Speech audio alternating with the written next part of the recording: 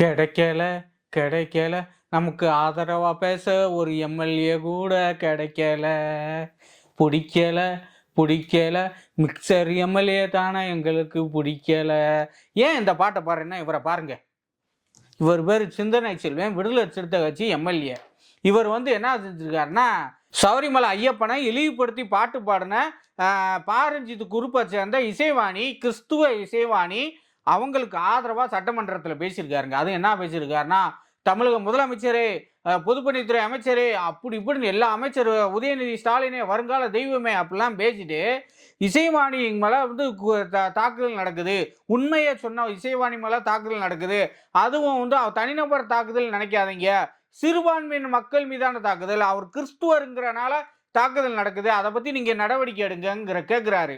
அவர் கிறிஸ்துவங்கிறனாலே தாக்குதல் நடக்குது, கிறிஸ்துவ பெண்மணியாக இருந்துக்கிட்டு இந்து மதத்தை இழிவுபடுறதுனால தாக்குதல் நடக்குது.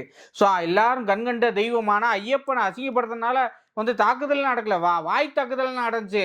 ஆந்திரா மாதிரி, மும்பை மாதிரி, மகாராஷ்டிரா மாதிரி, புனே மாதிரிலாம் நேரடி தாக்குதல் நடந்துச்சு.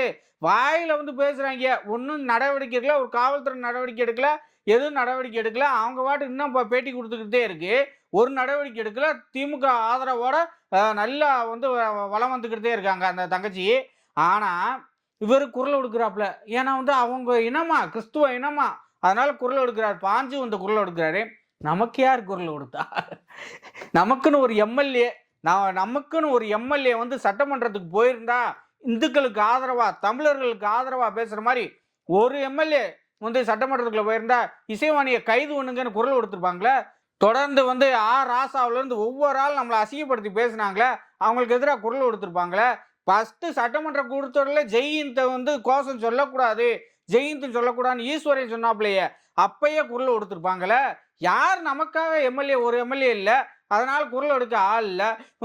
அப்படி ஆள் நமக்காக இந்து மதத்துக்காக பேசுகிற ஒருத்தவங்க உள்ளே போயிருந்தாங்கன்னா இந்நேரம் இசைவாணியை கைது பண்ணணும்னு இது பண்ணியிருப்பாங்க. இல்லை அப்படி கூட சொல்ல வேணாங்க, சிந்தனை செல்வன் மத ரீதியாக தாக்கல் நடத்துகிறாங்க சொல்கிறாப்புல, அப்போ எதிர்ப்பால் தெரிவிச்சிருப்பாங்களே, வேன்னு வேடிக்கை பார்த்துருக்க மாட்டாங்களே, எதிர்ப்பு தெரிவிச்சிருப்பாங்களே. ஆனால் நமக்காக எம்எல்ஏ யாரும் போகலையே, நமக்காக போகணும். நம்ம இனிமேலாவது இந்துக்கள் ஒற்றுமையாக ஓட்டு போட்டு நமக்கு ஆதரவான எம்எல்ஏவை சட்டசபைக்குள்ளே அனுப்பணும், பாராளுமன்றத்துக்கு அனுப்பணும். எதுக்கோ இது பண்ணுறாங்க, பாராளுமன்றத்துலையாவது குரல் கொடுத்துக்கலாம். பாராளுமன்றத்தில் நமக்கு ஆதரவாக ஏதாவது எம்பி இருந்திருந்தா, பாராளுமன்றத்தை ஐயப்பனை கேவலமாக பேசிட்டாங்க, இழிவுபடுத்திட்டாங்கன்னு முடக்கியிருப்பாங்க. பாராளுமன்றத்தையும் முடக்கல.